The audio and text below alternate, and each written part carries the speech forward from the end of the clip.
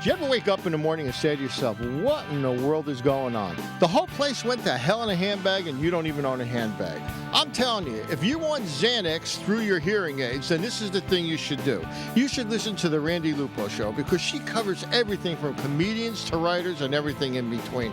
She's entertaining and informative at the same time. She's everything that you wished your mother-in-law would be, and she isn't. But Randi, she was born in Brooklyn, New York, a different Brooklyn than most, a two-bears old Brooklyn. Randi brings his unique outlook to the show, and Lord knows we do need a different outlook. So now, put down your lattes, get your fat ass sitting down wherever you are, because you're about to see and hear something you never heard before. And that's our host, Randi Lupo. Hi, everyone. Today in studio, we have comedian Joanne Filan, who is also a writer and an actor. Welcome, Joanne. Thank you, Randy. I'm so excited to be here. And I'm so happy that you're here.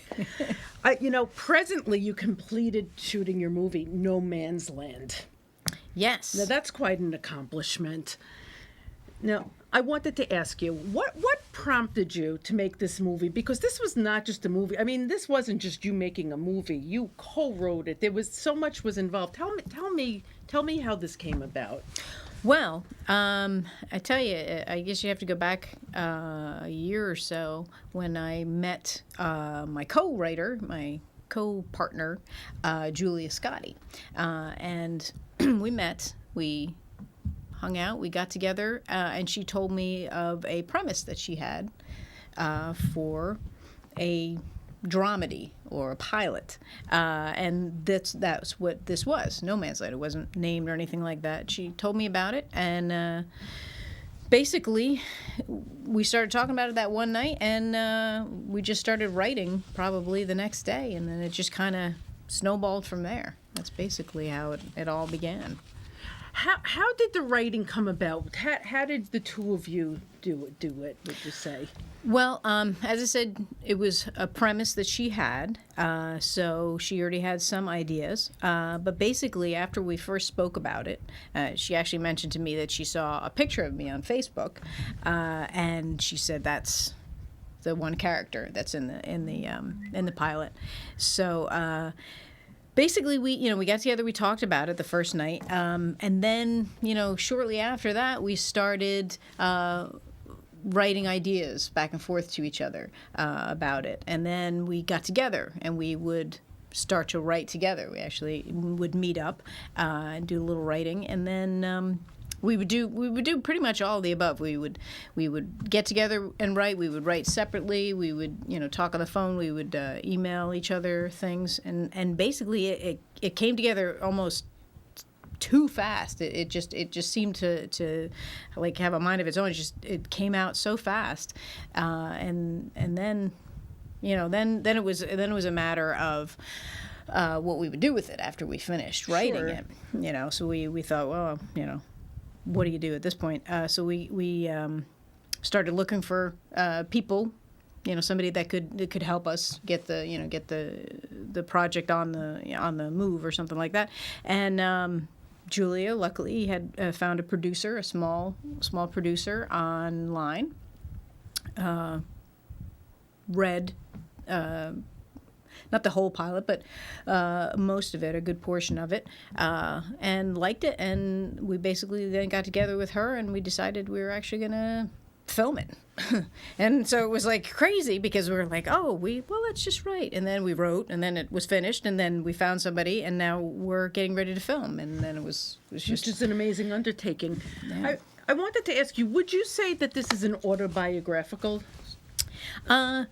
Yes and no. It's kind of because, as I said, the premise was actually there before I was, so it's not completely autobiographical. But I think once we both became involved, it kind of took on parts of us, like the character that's kind of reflected a lot of me. Although there are some differences, obviously, and then there's a character that's very much like Julia, but there are some slight differences, so it's not completely autobiographical, but it's kind of close, So That's interesting. I wanted to ask you, while you were co-writing this, did you expect to play one of the main characters? well, couldn't even get that far because while we were writing it, it was just like, okay, we're writing this thing and this is pretty exciting because up until then, really, I didn't do other writing other than comedy. I didn't, really branch out into other things other than, the occasional blog or, stuff like that. Nothing too much different than just doing my regular stand-up. So, writing it was, something completely different to begin with. So I didn't even go as far as thinking about actually acting.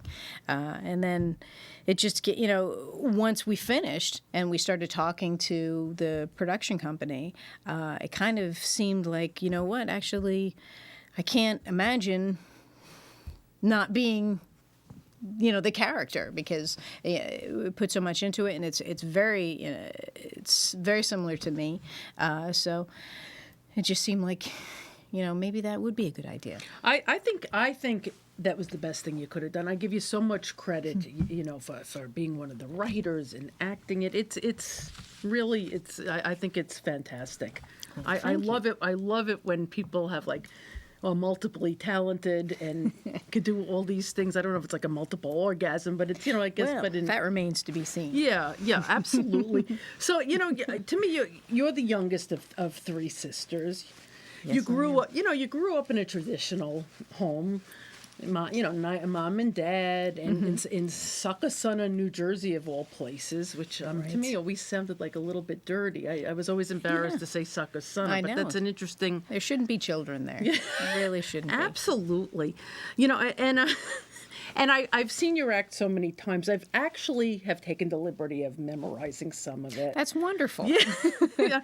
And I you know could go that, on for me. And I know that that you state that you actually blame your family for being gay because they used to make you go out and mow the lawn, but then you remind us that maybe they really didn't. Maybe it's actually the fact that they had you trim the bushes that created this.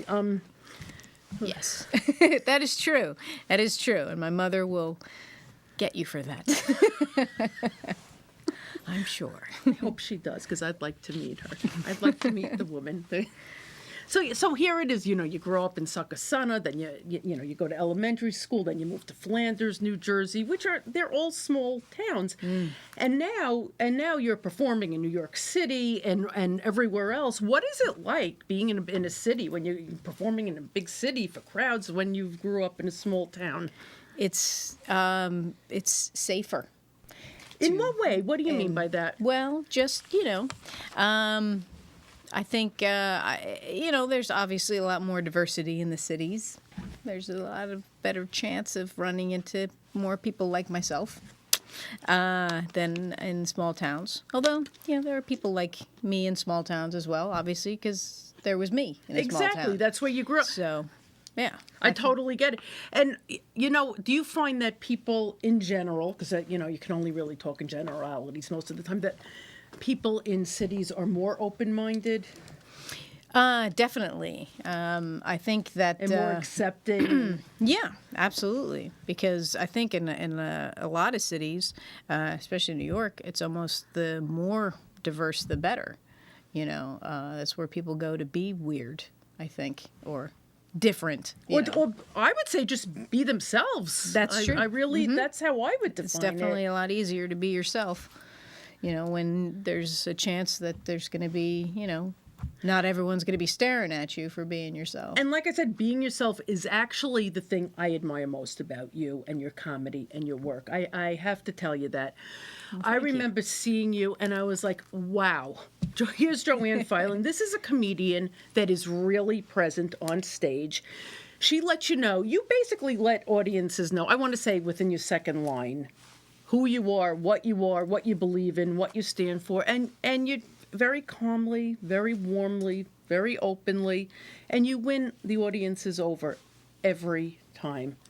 Every time. Did you, when you went into comedy, did you want to express this, or is this just a byproduct of being who you are? Like, how are you able to be so open and relatable on stage?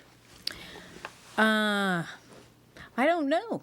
That's a good question. I think there's things about me that I think are just so apparent that I can't help but be, who I am on stage. Because if I were to hide it, it would just, it wouldn't go over at all. I think I mean, obviously, there's no way I'm getting up on stage and not mentioning about being gay. Right.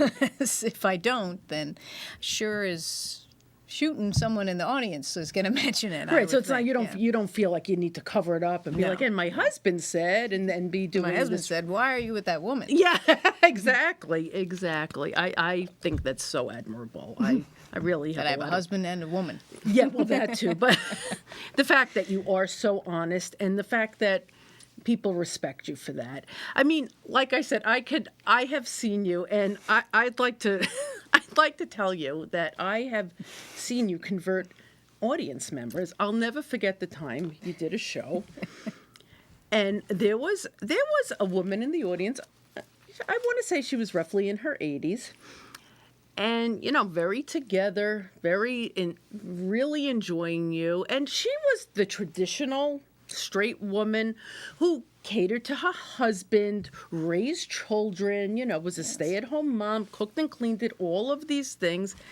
And after seeing you, she wanted to convert to a lesbian. I mean, Right. that's appeal. That is total appeal to get a traditional woman It's true. to say she wants to become a lesbian after That's seeing true. you. That's true. But she was also, I think, in her own way, trying to convert me with the carrot that she had. What do you mean? She was, well, you know what? Let's just leave it at that. That was some night. That was some night. That was some night. You do need to see Joanne Filan perform live because there's always something fun that happens. There's nothing like live comedy. Am I right? Absolutely. Dead comedy is... Yeah, you just no. In the moment, you No, that's just true. never know Absolutely. what's going to happen. It's not like something was pre-taped and you can No. edit it. It basically that stupid saying that I hate. It is what it is, which normally I don't like to say, but I think when it comes to live comedy, sometimes It's true. I think people appreciate it when they know that you're just there in the moment. They appreciate it so much more because it's not like you're just churning out things the same over and over again, and they know that you're with them. Right. I think they like that Right. a lot better. So. And like I said, and you're certainly growing a large fan base. I mean, I've been with you in situations after a show in parking lots, no less, where you have fans swarming around you, Right. actually preventing you from getting into your car. And they, how do you deal with that? How do you feel? Is that flattering to you? Is that overwhelming? How do you handle situations like that? Well, you were there, so actually you kind of helped me through it. Well, I felt like I had to be your bodyguard You that were night great. because we didn't, we saw, I mean, I got the sense from the start that they just loved you, which was clear, that they were so happy to see you perform. They loved what they saw. They wanted to see you again. We gave them your website. Could you tell everyone your website, Oh, please? well, yes. It is JoanneFilan.com. JoanneFilan.com. Go figure. Absolutely. And then we could see your upcoming events, and you'll Yes. keep us posted when the movie will be coming out and Absolutely. appearing. As soon as, So this is great. So like I said, we knew that these women really, really loved you, and they made it very clear that they loved you and not so much the others that they had seen, and that was. but then they wouldn't leave you alone, actually, and. Well, they were great. It was really very nice. It was a very awesome experience to have people like be able to identify with you, which is really wonderful. I mean, that's the thing you want the most is for people to be able to take what you're doing away with them and enjoy it and think about it and relate it to others and just I mean, it was awesome. Absolutely. What made you go into comedy? The fact that I was probably very annoying if I didn't go into comedy. I would be quite annoying because I would have no outlet for all this crap that comes out. Did you know? usually, before you did comedy, did you usually just speak your mind and just things just came out, like no filter kind of a situation? Or were you the one that was over, that people were always laughing at, like, I can't believe she had the nerve to say that. I wish I could have said that. I think it's like the only legal way to get sarcasm out, I think, because otherwise people are just going to be really wanting to punch you. Right, because they say anger is really anger. Excuse me, as I'm a little dyslexic in my thoughts. They say sarcasm is anger. Yes. So I guess people can feel that. and maybe, but I think when they see it from the stage, I think it presents itself differently. Yeah. Well, I mean, yeah, you can have some real biting, angry, sarcastic, talk, but then you can have, the lighter side of sarcasm, which I like to think, I hope I convey more of the lighter side rather than the scarier side of sarcasm.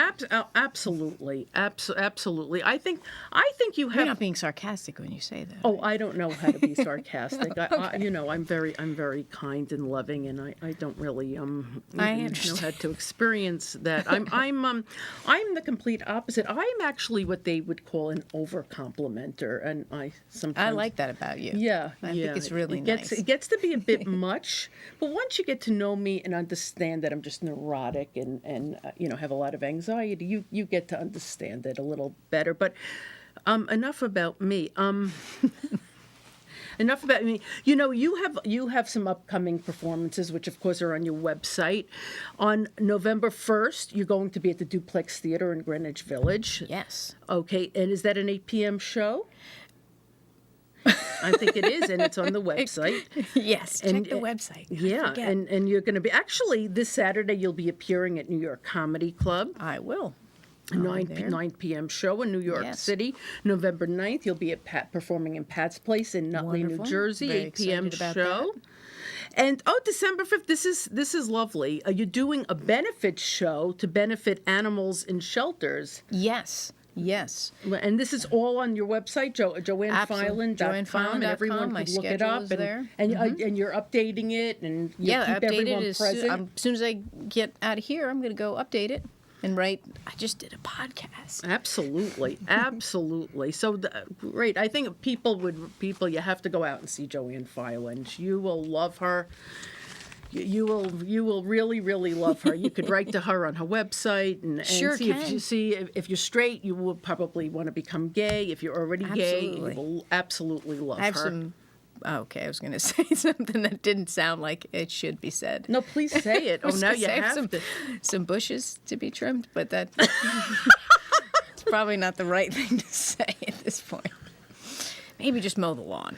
Yeah, but sometimes you do have to trim the bushes too. I mean, it's the whole, it's the whole package. It is. It's the whole package. Mm-hmm. It's the whole kit and caboodle. Got to think outside the box. Absolutely. You know how I feel about the box. It's all about the box. It's all about the Would you box. say it's all about it's all about the box. Yeah. Joanne, this has been a big year for you. It has. Between the movie No Man's Land, you also got engaged. I did. And congratulations Thank on you that. very much.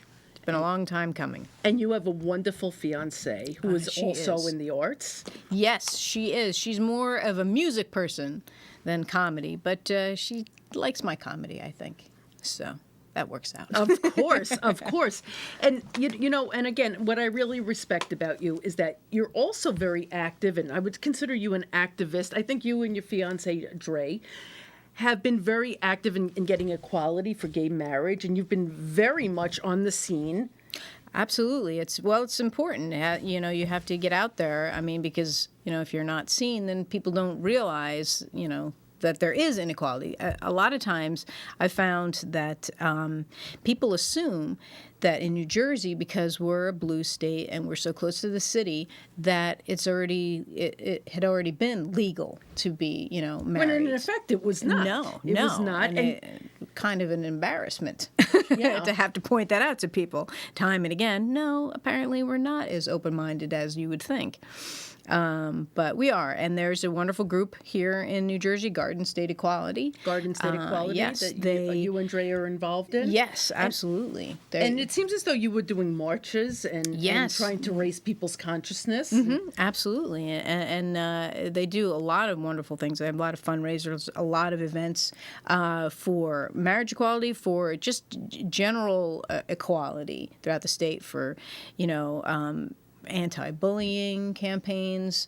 There's so much that they do, that they participate in, and of course there's the Human Rights Campaign, HRC, which is not New Jersey, but it's more nationwide, and they are definitely out there with events, fundraisers, just making people more aware of what's going on. A lot of people don't know, and especially if you don't know anyone, you might not be aware of, if you don't. Of course, because people are in their own worlds most of the time. Exactly.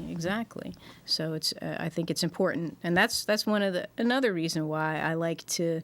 I feel it's important to be myself on stage, because sometimes, as I will say, that along with just being there, a lot of times I am they're lesbian for the evening. Absolutely. What was it like for you growing up? Did you feel different? Were you okay with it?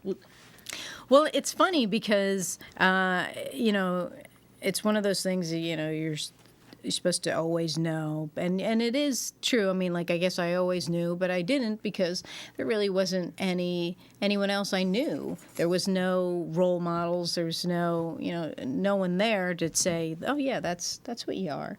I just found myself riding my bike past Robin Barron's house all the time.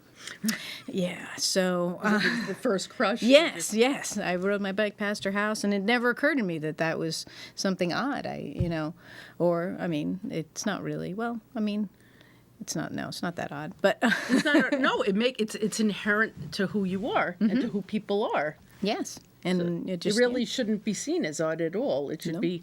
But have you ever wanted to maybe to talk to young people and to tell them that this is okay and be a role model for them? Role model, I don't know if I'm really a good role model, but if the opportunity arose to get out there and let people know, luckily it's just becoming. It's not totally the easiest thing, obviously, but it's a lot easier now than when I was growing up. There's a lot more open people, open role models, even if, obviously Ellen DeGeneres is a wonderful role model. But there's a lot of people that are out, and it's nice, because then these, kids growing up, they have these, points of reference. They have these role models. They have someone they can identify with. Exactly, because there should never be another Tyler Clemente. Absolutely. Again, we should never, ever have to see that. That's why I think it's so important to be open and discuss it and in neutral terms, and know that this is just okay. People are who they are. Absolutely. And that's why I think it is so important that people in colleges are talked to. But I think it needs to begin even younger. I would say even in high schools and junior high schools. Yes, and say it's okay to ride past Robin Barron's house if you want to. Absolutely. If you want to ride past Robin Barron's house and you're not stalking her, there is nothing wrong with it. That is true. I did it often. I made my other friends do it. We would do it all the time. We'd be like, what are we going to do today? And I would say, well, let's go ride past Robin's house, and we'll think of something while we're doing that. That would be what we would do. So I like that. So what are your plans for marriage? Do you have a date set, or are you enjoying your engagement? Yeah, we're taking it, as it's starting to become legal in New Jersey. There's little supposedly October 21st, I think, is when it should be legal to get married in New Jersey. But of course, our governor is trying to throw in the last minute monkey wrenches here and there, and so, but we're not trying to rush to be there on the 21st or anything like that. We're just going to, do what everybody else does. We're going to take our time. We're going to plan it. We're going to isolate our relatives. We're going to, find a really odd place to have the reception and whatever, just like everybody else. Going to just do just like everybody else. Have awkward engagement party gifts and stuff like that. Those weird as well candied you almonds. What are those? Yes, the candy coated almonds. You know what? I have I think broken 3 teeth on those candy almonds, mostly because I let them sit around for 2 to 3 years until they ripen and really get hard. But what's great is they would also probably fill in as a tooth. I think you're right. When you're done, I think you're absolutely right. You know what? I look forward to seeing you perform again. I look forward to seeing your movie when it comes out. I'm so happy that you were here today. Thank you. I had a great time. So did I. I hope you'll come back. Absolutely. And again, everyone, this is Joanne Filan. Please check out her website, joannefilan.com. You'll see all of her upcoming shows and events. Thank you, Joanne. Thank you, Have Randy. A great day. Hey everybody, thanks for watching the Randi Lupo Show. Thanks for checking out the show. Be sure to follow Randi on Twitter at Randi Lupo.